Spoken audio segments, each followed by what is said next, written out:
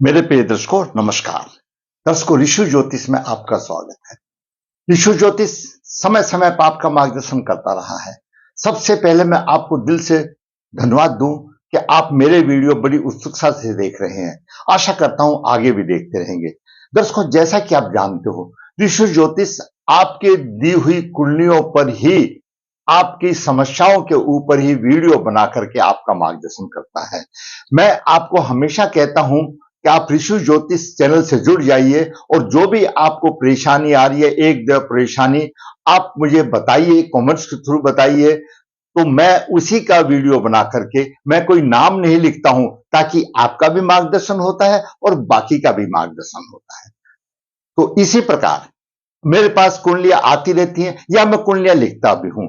आज मैं उस कुंडली का विश्लेषण करूंगा जिसकी मैंने कुंडली लिख के दी है। उसके बारे में मुझे बहुत कुछ मालूम है, आपको भी कुछ मालूम होगा। दर्शकों आज का वीडियो है मुख्य रूप से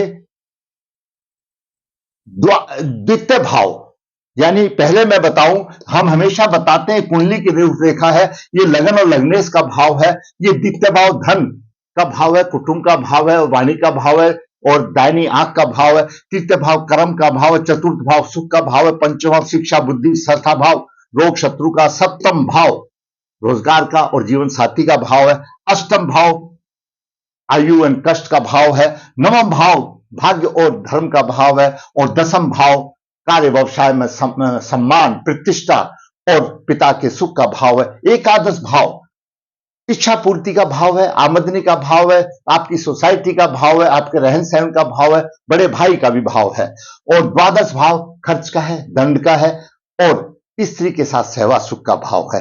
तो आज का मुख्य बिंदु है कि ये द्वितीय भाव है, द्वितीय भाव कुटुंब का और धन का भाव है।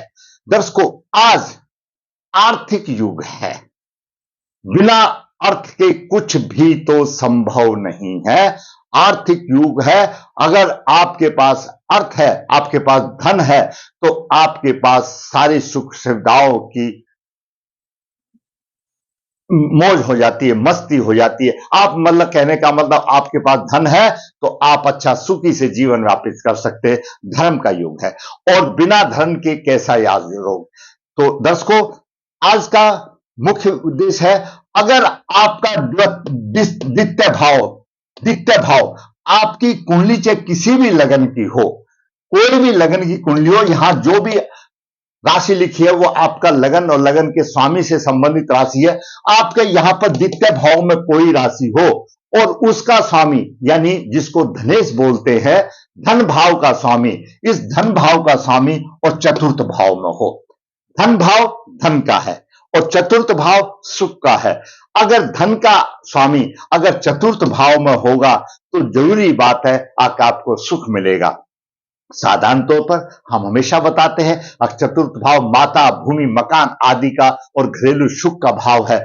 उसके भी दो पार्ट हो जाते हैं। इसमें शुक्र का प्रभाव हो तो अच्छी सजा धजा वाला मिलता है, नहीं तो साधारण तौर पर सुख की बात कही गई है। और ग्रह यहां पर बलवान हो तो और अच्छा मिलता है। जैसा कि हमने पहले भी बताया, मैं आज भी बता दूं, हम यहां पर भाव का विश्लेषण करते हैं। भाव में ग्रह अगर उच्च राशि में है सबसे अच्छा फल मिलेगा, मूल त्रिकोण में है, स्वय राशि में, मित्र राशि में और शत्रु और पीड़ित राशि में है तो वैसे ही उसका प्रभाव कम होता चला जाएगा। तो आज का मुख्य उद्देश्य है धन द्वितीय भाव का स्वामी चतुर्थ भाव में हो। द्वितीय भाव का स्वामी दर्शकों अगर चतुर्थ भाव में हो तो उसे माता पिता का पूर्ण सुख मिलता है। चाहे आपका लगन कोई भी हो, द्वितीय भाव का स्वामी अगर चतुर्थ भाव में हो तो ऐसे जातक को माता पिता का सुख पूर्ण मिलता है। वह दयालु होता है, सत्य वक्ता होता है, धार्मिक कार्य के लिए खर्च करने वाला होता है, संपत्ति युक्त होता है, उसके पास संपत्ति होती है क्योंकि द्वितीय भाव अचल संपत्ति का भी भाव है। उसके पास संपत्ति होती है, संपत्ति युक्त होता है और यह अपनी स्थिति के हिसाब से देता है। यहां पर कोई भी ज्योतिष को आचार्य ये अपने आप मनुष्य है, अगर यहां पर शुभ की स्थिति में हो तो वारे के नारे हो जाते हैं। द्वितीय भाव का स्वामी अगर चतुर्थ भाव में और शुभ स्थिति में हो, माता पिता का पूर्ण सुख मिलेगा और ऐसा जातक संपत्तिवान होगा, अच्छा वाहन भी होगा, अच्छा मकान भी होगा, रहन सहन उसका सब होगा, सारी सुख सुविधाएं होंगी। और दर्शकों, जब बिना अर्थ के तो सुख कैसा, बिना अर्थ के सब जीवन ही व्यर्थ है। सुख के लिए अर्थ चाहिए, बिना लक्ष्मी के तो सार्थक जीवन भी नहीं है। तो द्वितीय भाव धन का स्वामी है और चतुर्थ भाव में है। जरूरी बात है, अगर शुभ स्थिति में है तो धन सुख के नारे नारे हो जाएंगे और जीवन में सुख चाहिए। दूसरा, कुंडली में विशिष्ट योग भी है, मालव योग भी है और रोचक योग भी है, अमला कीर्ति योग भी है और कालसर्प योग भी है। तो दर्शकों, इन्हीं बिंदुओं पर हम विचार करेंगे। जब तक द्वितीय भाव का स्वामी चतुर्थ भाव में दयालु होगा, सत्वक्ता होगा, सुशी जीवन, महापुरुष योग भी है। जातक का जन्म 26 अक्टूबर 1986 कृष्ण पक्ष 8 पुष्य चरण 3 रविवार को हुआ। जन्म के समय पर तुला लगन उदय हुआ, लगन के 22 डिग्री विराजमान है, वहीं पर शुक्र 24 डिग्री और तुला लगन में सूर्य एकादश भाव का स्वामी नीच राशि में 8 डिग्री 41 मिनट है। सूर्य का नीच भंग अपने आप हो रहा है क्योंकि शुक्र यहां पर मालव योग बना रहा है। हमारे 5 महापुरुष योगों में से जो विशिष्टता प्रदान करते हैं जातक को, उसमें से एक मालव योग भी है। द्वितीय भाव में शनि वृश्चिक राशि में 14 डिग्री लेकर के, वहीं पर बुध 2 डिग्री 31 मिनट लेकर के विराजमान है। चतुर्थ भाव में द्वितीय भाव का स्वामी मंगल उच्च राशि में है। मंगल की 2 राशि हैं, मेष राशि सप्तम भाव में है और दूसरी राशि द्वितीय भाव में, और चतुर्थ भाव में मंगल उच्च राशि में है। धन भाव का स्वामी मंगल उच्च राशि में हो गया, वारे के नारे हो गए, धन की कोई कमी नहीं, सुख सुविधा की कोई कमी नहीं, और यहां पर मंगल रोचक योग भी बना रहा है। यह भी एक अपने आप में विशिष्ट योग है, पंच महापुरुष योगों में से एक विशिष्ट योग आ जाता है। पंचम भाव में गुरु कुंभ राशि में 19 डिग्री लेकर विराजमान है। छठे भाव में राहु मीन राशि में 26 डिग्री और दसम भाव में चंद्रमा 10 डिग्री लेकर विराजमान है। द्वादश भाव में केतु कन्या राशि में 26 डिग्री लेकर विराजमान है। दसम भाव में चंद्रमा कृष्ण पक्ष अष्टमी तक चंद्रमा बलवान रहता है। जैसे जैसे बढ़ती जाती है तो कला घटती जाती है, अमावस्या आ जाती है, अष्टमी तक बलवान माना गया। चंद्रमा अपनी राशि में है, दसम भाव में है, अमला कीर्ति योग बना रहा है। आगे मैं कुंडली का बताऊं उससे पहले मैं आपको बता दूं, शुक्र यहां पर माल्य योग बना रहा है, लग्नेश लगन में है। चतुर्थ भाव में मंगल रोचक योग बना रहा है, अपने आप में महापुरुष योग है, रोचक योग भी हो गया और माल्य योग भी हो गया, और चंद्रमा अमला कीर्ति योग बना रहा है। आगे थोड़ा सा हम विचार करते हैं कुंडली के ऊपर, क्योंकि मैंने इसकी कुंडली लिखी है, इसके बारे में आपको मैं 2 शब्द ज्यादा बता सकता हूं, क्यों अध्ययन किया हुआ है। दर्शकों, जिस जातक का तुला लगन होता है, जरूरी बात है उसका शरीर सुगठित होगा, सुंदर होगा, क्योंकि शुक्र सुंदरता का प्रतीक है और इसके स्वामी शुक्र हैं। तुला लगन के स्वामी शुक्र हैं। ऐसे जातक के धार्मिक विचार होंगे, आस्तिक होगा, सात्विक होगा, देव पूजक, अतिथि पूजक कहा जा सकता है। कैसी भी स्थिति हो, वह जातक अपने आप को स्थिति के अनुसार एडजस्ट करने वाला होता है। ऐसे जातक साधन विहीन होंगे, उनके पास साधन भी नहीं होते हुए भी, लेकिन इनके लक्ष्य बहुत ऊंचे होते हैं। ऐसे जातक अपने मन की था किसी को नहीं देते, लेकिन दूसरे की था अपने आप पहचान ले जाते हैं। और ऐसे जातक तुरंत और उचित डिसीजन, निर्णय लेने वाले होते हैं, न्याय और अनुशासन प्रिय होते हैं। लग्नेश लगन भाव में है, परोपकारी की भावना होती है, गरीबों को भोजन देने वाले होते हैं। और लग्नेश शुक्र है, सुंदरता की तो बात ही होगी, वो तो हमने पहले ही बता दिया। और लावण्य शरीर होता है, सुगठित शरीर होता है। ये तो शुक्र की बात हो गई, ये तो मालव योग की बात हो गई, विशिष्टता प्रदान कर रहा है। आपका कोई भी लगन हो, अगर लग्नेश लगन में है तो ऐसा जातक सभी प्रकार के भोगों का भोग करता है। यहां पर आपकी कोई भी राशि हो, लगन लग्नेश में है, सभी प्रकार के भोग कर रहे हैं और उसको निरोग रहेगा साधारण तौर पर, अगर शुभ स्थिति में तो है। दर्शकों, शुक्र का मैंने आपको बता दिया, लग्नेश शुक्र लगन भाव में है, माल्य योग बन रहा है। पंच महापुरुषों में से एक योग है जो कि विशेषता प्रदान करता है, सम्मान प्राप्त करता है, लोगों में सम्मान की भावना, स्वाभिमान होता है। अब बात करते हैं सूर्य की। दर्शकों, सूर्य एकादश भाव का स्वामी और लगन में है, नीच राशि में तो है, लेकिन शुक्र यहां पर 24 डिग्री और लगन के 22 डिग्री है। शुक्र के यहां होने से सूर्य का नीच भंग हो गया, परंतु यहां पर नीच भंग हो जाने के बाद सूर्य धन भाव का स्वामी है, ऐश्वर्यशाली जीवन व्यतीत करेगा। और सूर्य सप्तम दृष्टि से, उच्च दृष्टि से सप्तम भाव को देख रहा है, तो जीवन साथी के लिए भी अच्छा होगा। क्यों, साथ साथ में शुक्र भी देख रहा है, कोई दिक्कत वाली बात नहीं आएगी, अच्छा होगा, क्योंकि नीच भंग उसका हो गया है। अब बात करते हैं चंद्रमा। दर्शकों, चंद्रमा दसम भाव का स्वामी और दसम में ही है। ये देखो, कर्म का भाव है, सम्मान का भाव है, पिता के सुख का भाव है, और उस भाव का ग्रह 10 डिग्री 23 मिनट में है। और खास बात, चंद्रमा किसी से भी पीड़ित नहीं है, अच्छी स्थिति है चंद्रमा।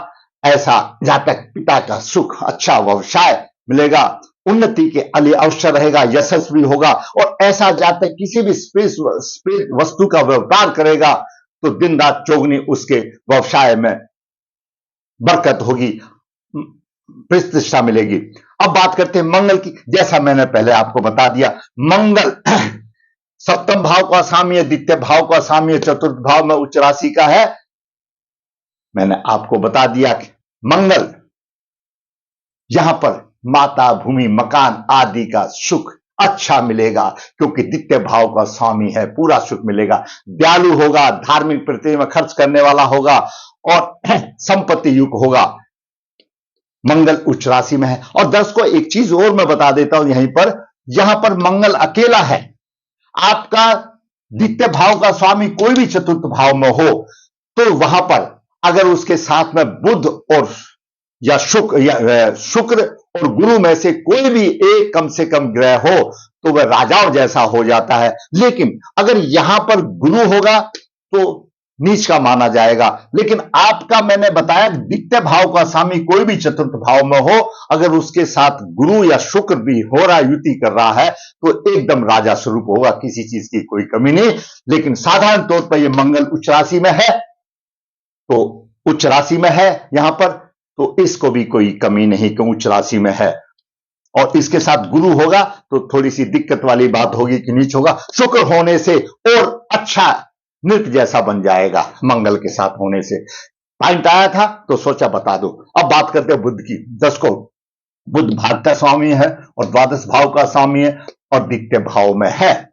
खर्चीला तो होगा, धर्म का पालन थोड़ा सा अपने स्वार्थ के लिए करेगा, आमदनी आय अच्छी होगी, दैनिक जीवन में उसको सफलता भी मिलेगी, धनी और प्रतिष्ठित व्यक्ति माना जाएगा। खर्च तो थोड़ा सा करेगा।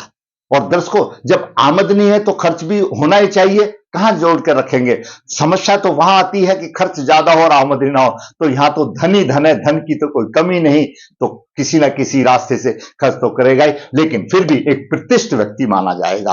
अब बात करते हैं गुरु की। दर्शकों, तुला लगन में गुरु अकारक है, तीसरे भाव का स्वामी है, छठे भाव का स्वामी है, और छठा भाव रोग का भाव है।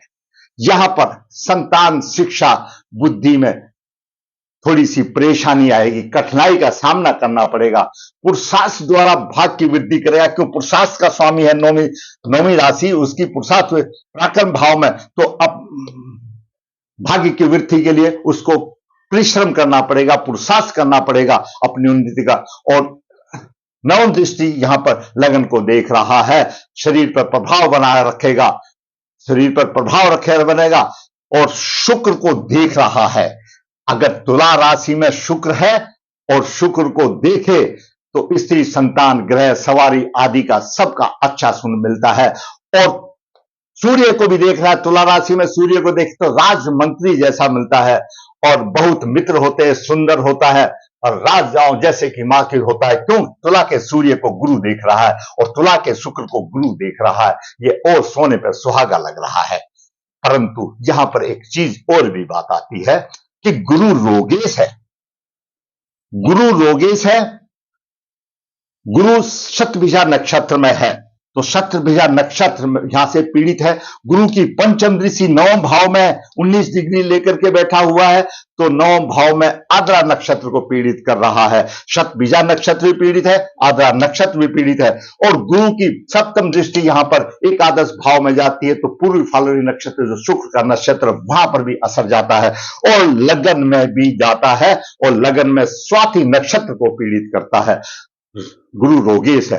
ये जितने भी मैंने आपको नक्षत्र बताए, इनका कहीं ना कहीं छाती वगैरह से संबंध है। मतलब कहने का मतलब यह है कि बीमारी तो देगा, रोग तो देगा, जहां अच्छा भी देगा जहां पर, लेकिन रोग भी देगा, क्योंकि कारक है, रोग का स्वामी है। रोग तो देगा और इसको कोई ना कोई रोग हमेशा लगा ही रहेगा, क्योंकि गुरु 3 दृष्टि से देख रहा है, नवम भाव को भी देख रहा है, लगन को भी देख रहा है। तीनों में कहीं ना कहीं रोग देगा, कहीं ना तो रोगेश तो देगा। स्वास्थ्य थोड़ा सा नरम गरम रहेगा। हमेशा सूर्य उसको गुरु की उपासना किसी न किसी रूप में ऐसे जातक को करनी चाहिए। अब बात करते हैं शनि की। दर्शकों, शनि पंचम भाव का स्वामी है, चतुर्थ भाव का स्वामी है, तुला लगन में कारक ग्रह है, क्योंकि एक केंद्र त्रिकोण का स्वामी है, वित्त भाव में है, धन के भाव में है, थोड़ा शत्रु राशि में है, लेकिन नहीं, शनि कारक ग्रह है, उसको शत्रु पक्ष से धन और कुटुंब के सुख में थोड़ी बहुत ऐसे कमी दे सकता है संग्रह के उसमें, क्योंकि खर्च करेगा, धन पर भी खर्च करेगा, बच्चों पर भी खर्च करेगा, लेकिन इतनी कोई बात नहीं, क्योंकि कारक ग्रह कहीं भी कोई तकलीफ नहीं देता और अच्छे भाव में है, तो हमेशा सजग रहता है धन संग्रह के लिए। परंतु थोड़ी सी घरेलू और शिक्षा के विषय में थोड़ी सी परेशानी, कुछ नहीं परेशानी आएगी, तो मंगल यहां बैठा है घरेलू में, और पंचम भाव में थोड़ी सी आएगी, क्यों उसको देख नहीं रहा है कि गुरु प्रबल बैठा हुआ है, तो गुरु के तो उपाय करने पड़ेंगे। शनि सप्तम दृष्टि से अष्टम भाव को देख रहा है, आयु अच्छी होगी, आयु अच्छी होगी, और दसम दृष्टि से यहां पर एकादश भाव को शत्रु राशि में देख रहा है, तो अपने नैसर्गिक गुण के मुताबिक, क्यों उसके गुण है कि ये सूर्य की राशि है, थोड़ा सा पैर खींच लेगा, लेकिन कितना भी पैर खींचने दो, सूर्य तो यहां बैठा हुआ है, उसको आमदनी होगी, कहीं ना कहीं कैसे ना कैसे आमदनी होगी। राहु छठे भाव में है, शत्रु पक्ष में थोड़ी सी परेशानी के साथ उन पर विजय जरूर प्राप्त करेगा। पंचम दृष्टि से व्यवसाय भाव को देख रहा है, व्यवसाय में उतार चढ़ाव होंगे।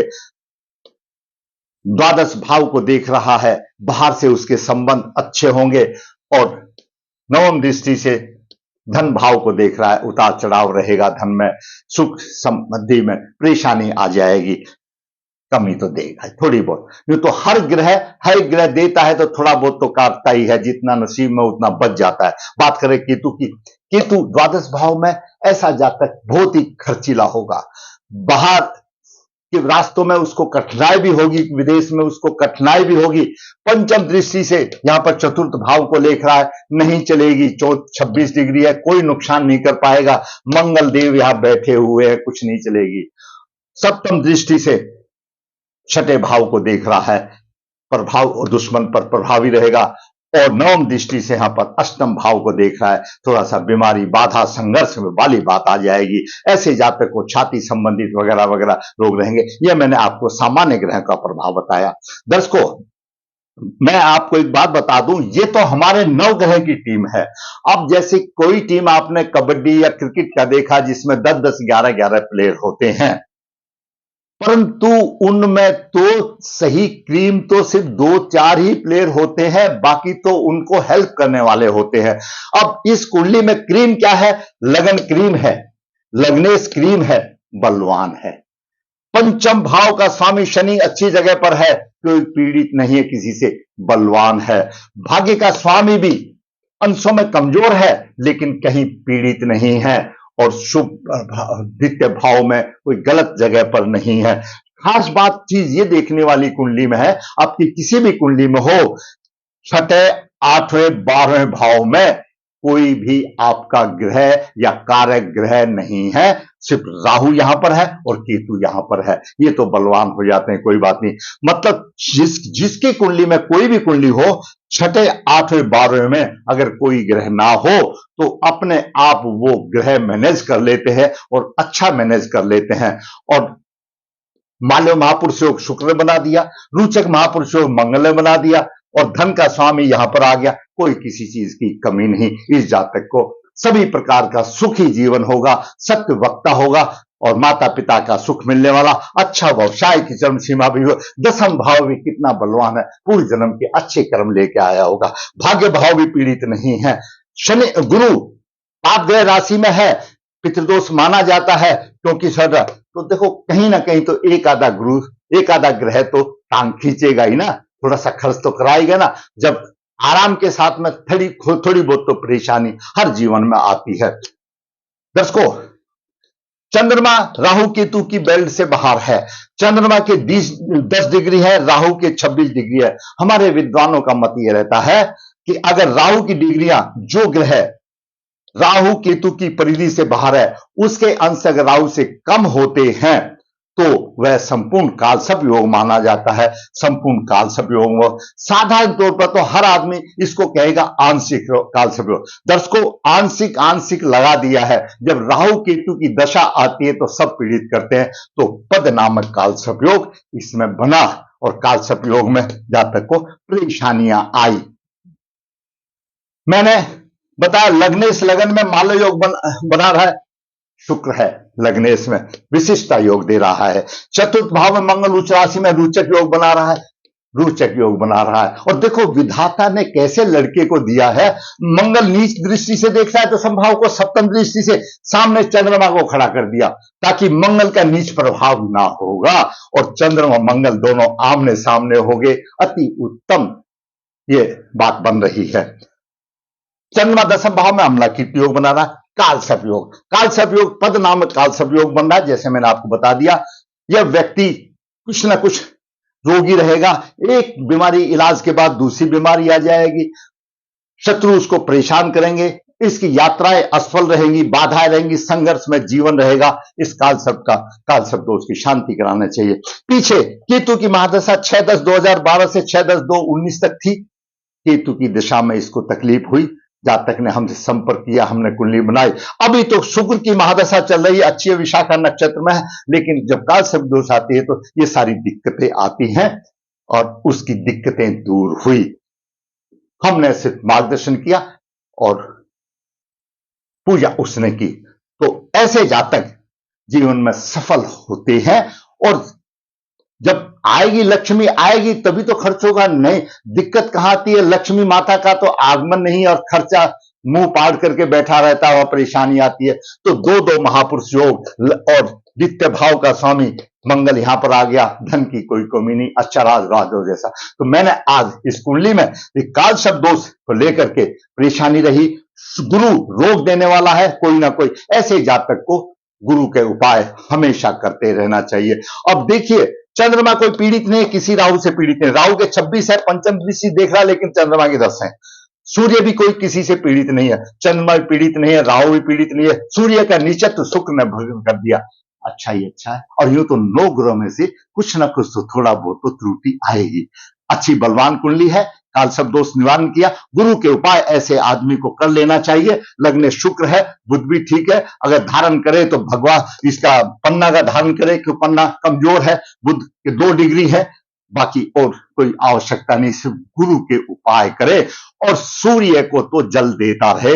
हालांकि सूर्य किसी चीज को पीड़ित नहीं कर रहा, लेकिन सूर्य आरोग्य का देखता है, आरोग्य का देखता है। सूर्य पिता का कारक है, माता सूर्य पिता का कारक है, आत्मा कारक है, आरोग्य का देखता है, उसका जीवन और भी सफल होगा। मैंने आज एक पुरुष की होनहार जवान है, उसकी कुंडली का विश्लेषण कर आपका मार्गदर्शन किया। अगर आपको मेरा वीडियो अच्छा लगता है तो लाइक करें, शेयर करें, और जिसने मेरा चैनल सब्सक्राइब नहीं किया सब्सक्राइब, ताकि मेरा मनोबल भी ऊंचा हो। इसी प्रकार मैं वास्तविक कुंडलियां बनाकर आपका मार्गदर्शन करता रहूं, जैसा हम वीडियो में बताता हूं। ऋषि ज्योतिष यहाँ पर नर्मदा जी के तट के नजदीक है, नवदेहर, यहाँ पर कालसर्प दोष पितृदोष की पूजा की जाती है। जो इच्छुक है संपर्क कर सकता है। ऋषि ज्योतिष कन्या भाव के लिए गुण मिलान बिना किसी शुल्क के आपकी आसान करता है। जरूरत है आपको संपर्क करने की। ऋषि ज्योतिष हाथ से पत्रिका लिखता है, निचोड़ देता है, जरूरत है जो संपर्क कर सकता है। फिर कहूंगा, आपको मेरा वीडियो अच्छा लगा लाइक करें, शेयर करें, और दर्शकों जिसने चैनल सब्सक्राइब, ताकि आपको नोटिफिकेशन मिले, मेरा मन भी मनोबल ऊंचा हो और इसी प्रकार वास्तविक कुंडली बनाकर आपका मार्गदर्शन करता रहो। धन्यवाद।